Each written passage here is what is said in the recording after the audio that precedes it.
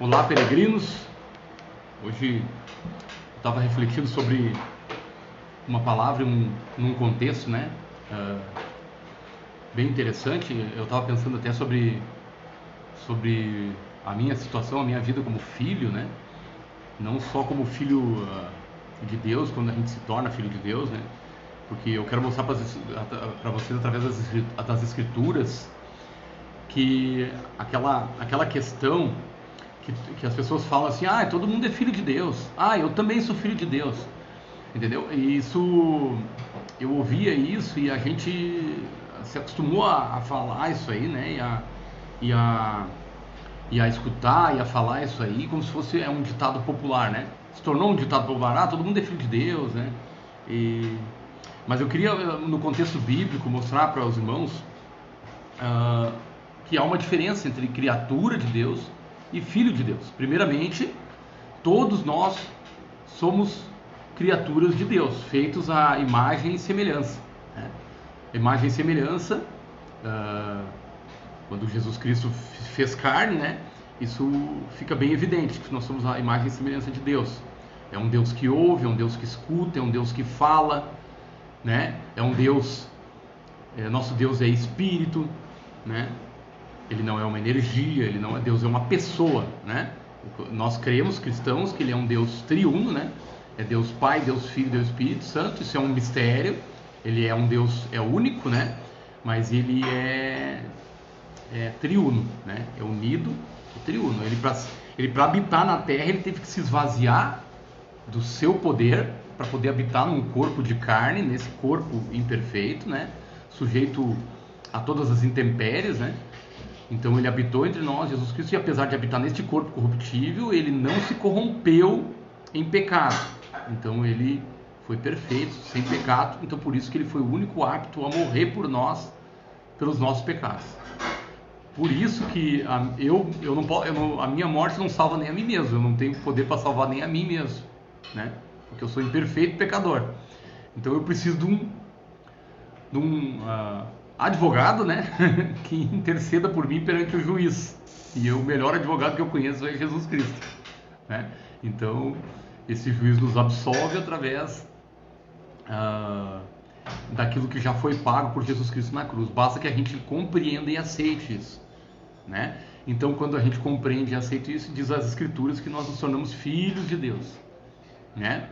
Então de criaturas a gente aceita Jesus, aí a gente dá um passo de fé, se batiza nas águas, né? Porque a palavra diz que aquele que crê e for batizado, então a gente não pode ser batizado antes de crer. Por isso que nós não cremos no batismo de nenês, de crianças, entendeu? O batismo ele só pode ser feito a exemplo de Jesus, né? Jesus mesmo também foi apresentado ao 8º dia, né? Se eu não me engano aqui, foi apresentado ao 8º dia no templo, mas ele só se batizou depois com 30 anos de idade, quando ele iniciou o ministério dele até os 33 anos, conforme as escrituras. Então veja bem, né? Até mesmo Jesus dá exemplo disso aí. Então a palavra diz que a fé é racional, então nós temos que, aquele que crê e for batizado será salvo. Então a pessoa crê em Jesus, aceita Jesus e dá um passo de fé perante todo o mundo espiritual e o mundo terreno, dá um passo de fé e mostra para o mundo e para todo o mundo espiritual e para o mundo físico que ela tomou a decisão de aceitar e seguir Jesus Cristo. Então ela se batiza nas águas. Isso é racional, é consciente. Então ninguém pode tomar essa decisão por ti. Essa decisão tem que ser tomada por ti mesmo. Por isso que a gente costuma dizer assim que nem todo filho de crente é filho de Deus, né? Então, por isso que as pessoas não podem confundir as coisas, né? Cada um tem o seu caminho, a sua caminhada. A gente aconselha que siga o caminho que é Jesus, né? Mas nem sempre é assim. Por isso a palavra diz também, instrui o teu filho no caminho que deve andar e ele não se desviará. Porque a gente crê, se a criança for ensinada com equilíbrio, né, no caminho de Jesus Cristo, ela vai... pode até sofrer alguma influência deste mundo, mas ela vai ter o catalisador, que é a palavra de Deus, para não ser enganada e para se manter firme, né? Porque Jesus Cristo é a rocha onde nós temos que alicerçar todo o nosso conhecimento espiritual, né? A palavra diz que vindo daí, se estiver alicerçado na rocha, que é Jesus, vindo qualquer vento de doutrina ou ideologia, tu balança, mas a casa não desaba. Enquanto que uma fé na areia, né? Qualquer ventinho derruba aí. A gente tem exemplos práticos, né? Nessas últimas enchentes que deu aí, muitas casas foram devastadas porque estavam mal alicerçadas, né? E outras permaneceram firmes, apesar dos muitos estragos, né? Então, veja bem, a analogia que Jesus usa são perfeitas, né? As parábolas que Jesus usa, elas refletem sempre a realidade. Ele não usa mentiras, apesar de ser parábolas, não são mentiras, são sempre contexto real, né? E não podia ser diferente, né? Jesus jamais usaria mentira. Então, mas o que eu queria falar, na verdade, é que está lá em Êxodo, é sobre uma palavra, é o primeiro mandamento com promessa, que é honrar pai e mãe, né? Então, eu só quero achar aqui direitinho, para não cometer nenhum engano, porque às vezes a gente se engana, é normal, comete equívoco, né? Mas aí, por isso que a palavra é importante, porque daí a gente consegue sempre sanar qualquer dúvida. Honrar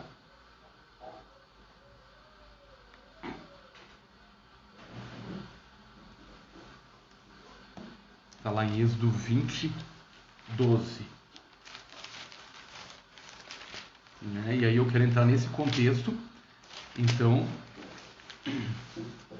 que é honrar pai e mãe, né? Que honrar, eu quero chegar na conclusão com os irmãos que eu estava pensando hoje, quantas vezes, né, eu obedecia o meu pai dentro de casa, obedecia ele dentro de casa, na frente dele, mas aí depois quando eu ia para a rua eu não o honrava, porque eu, no tempo de juventude, né, fazia várias coisas, teimava, fazia, como se diz aí por aí, né, aprontava, né, e aí acabava denegrindo, né, o nome do meu pai, porque a gente carrega o nome do pai, não é verdade?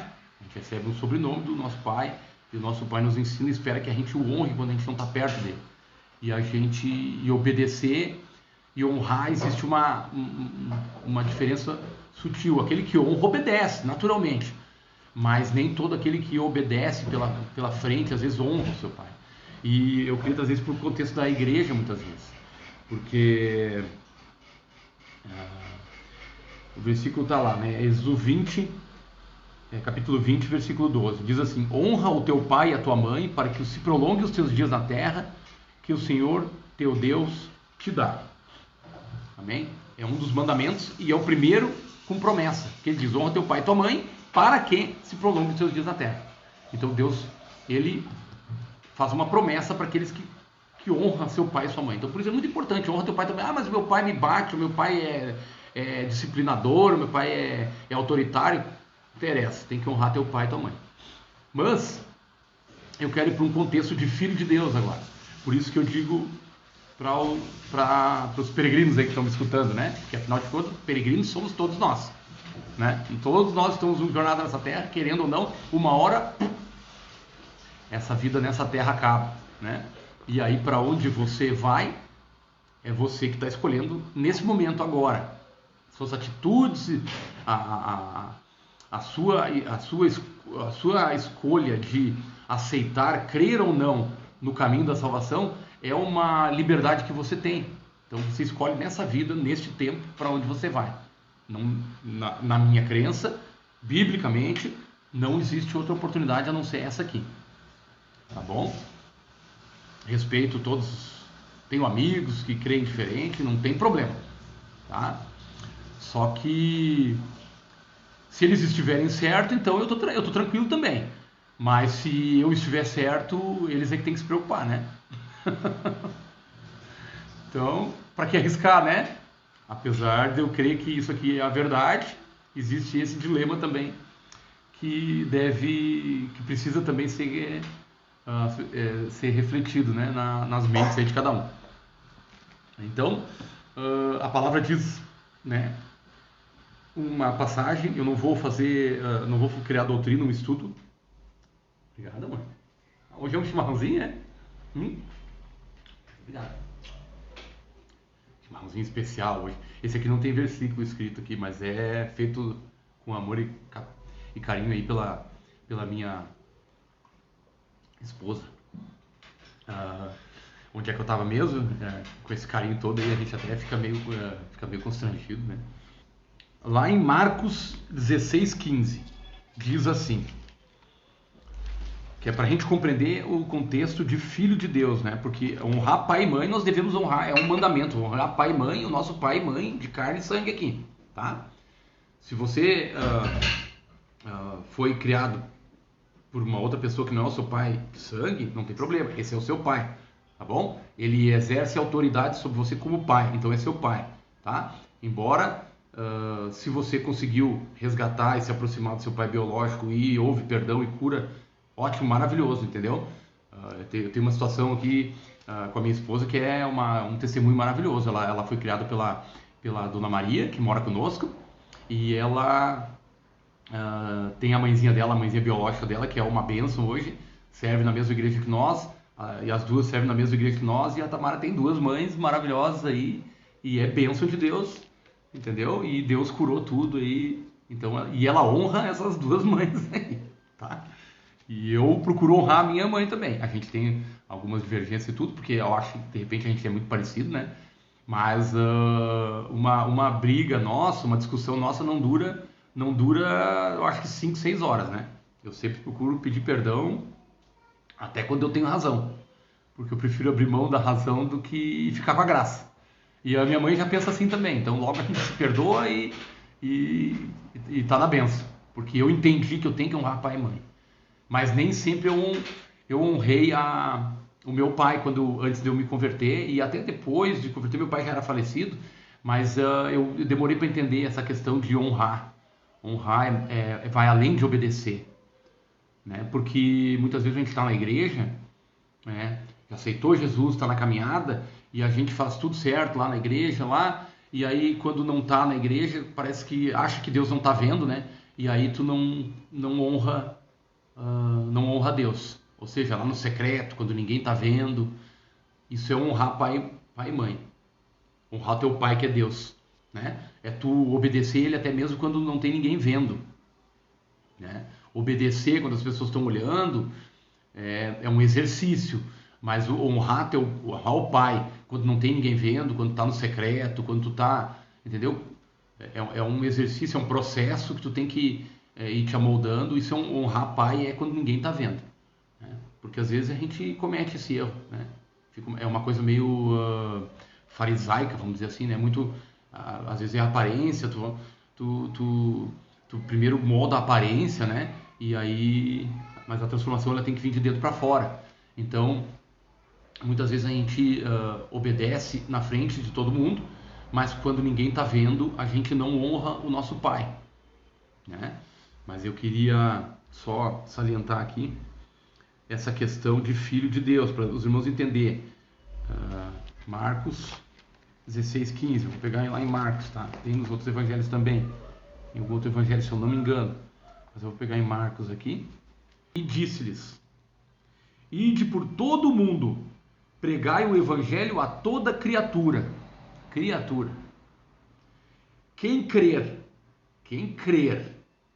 e depois for batizado, tem uma ordem, ó, será salvo. Mas quem não crer será condenado. Olha só que interessante, né? Crer e ser batizado. Então, mas aqui essa é uma passagem que fala sobre crer e ser batizado. Lá em João, capítulo 1, versículo 12, mas a todos quantos receberam, Deus deu-lhes o poder de serem feitos filhos de Deus, aos que creem no seu nome. Quem é que se torna filho de Deus, então? No Deus de Abraão, Isaac e Jacó, que é o Todo-Poderoso, o Criador do céu e da terra, do universo, né? Que não é... Esse é o Deus, gente. Tá? As pessoas creem nesse Deus muitas vezes, mas não sabem como segui-lo ou como honrá-lo, entende? Esse é um Deus, ele é onisciente, entendeu? Então, mas a todos quantos o receberam, deu-lhes o poder de serem feitos filhos de Deus, aos que creem no seu nome. Então, de criatura, através da pregação da palavra, a gente crê no Filho, crê em Jesus Cristo, o Filho de Deus, se torna filho de Deus, a gente dá um passo de fé, uma decisão, né? Pô, eu creio, então o que falta para me batizar? Eu creio em Jesus. Eu creio que sou salvo. Eu acreditei no plano de salvação dele. Entendi que quem é Jesus Cristo? É o Filho de Deus. Entendi a minha identidade de Filho de Deus. Eu quero voltar para casa. Jesus veio para me religar com Deus. Deus me criou para ser seu filho. Mas Ele quer que isso seja uma decisão nossa. Deus, Ele quer ser pai de você, de mim. Mas Ele quer que a gente queira ser filho. Não é verdade? Quantos filhos rebeldes aí no mundo tem, né? Que apesar do pai amar o filho se rebela contra o pai, acontece alguma coisa, o filho vai embora e os pais não se falam mais.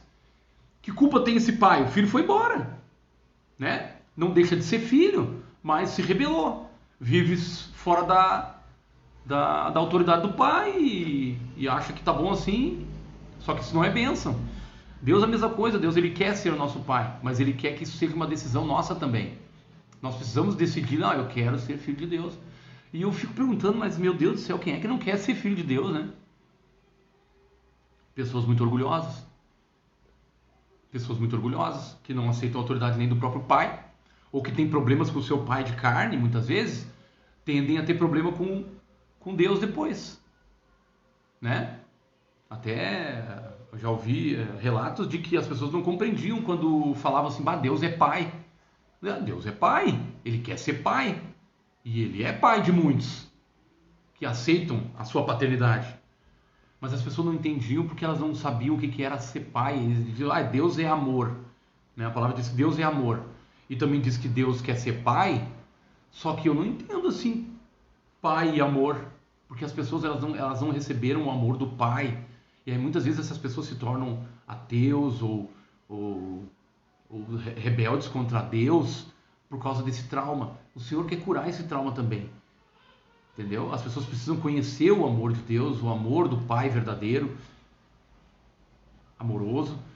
E Ele deu esta lei espiritual para que a gente siga para o nosso próprio bem. É para o nosso próprio bem, para a nossa própria segurança. Se colocar debaixo da destra de Deus, para que Ele nos proteja, para que Ele nos guie, não significa que a gente vai ter tudo que quer. Qual é o filho que ganha tudo que quer aí, que é bênção? Mas eu te garanto que tudo que a gente precisa, e tudo que a gente precisa não é o que a gente acha. Entendeu? Deus sabe o que a gente realmente precisa. Tem gente que se ganha uma Ferrari aí, se arrebenta no primeiro poste. Então Deus sabe que não dá para dar uma Ferrari pro cara. O cara pode querer muito, mas não vai ganhar. Não está preparado, não está maduro. Então o pai aqui sabe como ir abençoando. E a palavra diz que ele ama abençoar. Ele prepara o vivente, né, o filho, para receber a bênção. Esse é o pai, né, que vai dando aquilo que tu precisa e não tudo que tu quer. Porque Deus não vai ficar mimando, tá? Tem muito crente aí, acha que Deus fica mimando. Eu não creio nisso não, tá? Eu tomei muita puxão de orelha, tomo até hoje, e é bênção. E eu me lembro quando meu pai me corrigia, meu pai muito disciplinador, muito correto. Hoje eu penso nas coisas que meu pai me ensinou, meu pai de carne, né? Vitor Hugo, o nome dele. E hoje eu penso, meu Deus, se eu tivesse seguido a metade, ele não tinha passado a metade dos problemas, mas quis Deus que fosse assim, né? Porque a gente não escuta, a gente se rebela, a gente acha que sabe tudo, é o umbigo, né? O orgulho, né? E a gente acaba se ferrando, se estrepando, mas faz parte do processo também. Amém? Então é isso aí, que a gente possa entender a paternidade de Deus, a nossa identidade como filho, através de Jesus Cristo, que a gente venha a crer em Jesus, se tornar filho de Deus, dar um passo de fé, se batizar de maneira bíblica, porque a fé é racional, nós precisamos crer e depois ser batizado, e para que nós temos que raciocinar, temos que entender, e aí nós cremos, e aí nós somos batizados de maneira bíblica, por imersão, eu creio assim. Nenês e crianças são apresentados conforme a tradição bíblica, apresentados para Deus para que haja uma proteção. Os pais criam, mas e se o nenê morrer, daí ele não vai para o céu, não sei o quê? Vai sim, porque enquanto ele está na ignorância, a autoridade dos pais exerce salvação sobre eles, mas depois que eles começam a raciocinar e pensar por si, eles têm que decidir. Tá entendendo? E eu creio que a razão começa ali pelos 12 anos, 11 anos de idade, e já começa a ter a condição de aprender e compreender. A partir dali já pode ser batizado nas águas. Tá? Essa é a maneira bíblica de se fazer as coisas, gente. Então assim, a gente não deve, aconselho a não seguir doutrina de homens, nem doutrina de espíritos, mas a doutrina de Deus, de acordo com a sua doutrina, que foi revelada na pessoa de Jesus Cristo. Ele nos revela como que nós devemos andar. Deus quer ser pai. Você quer ser filho?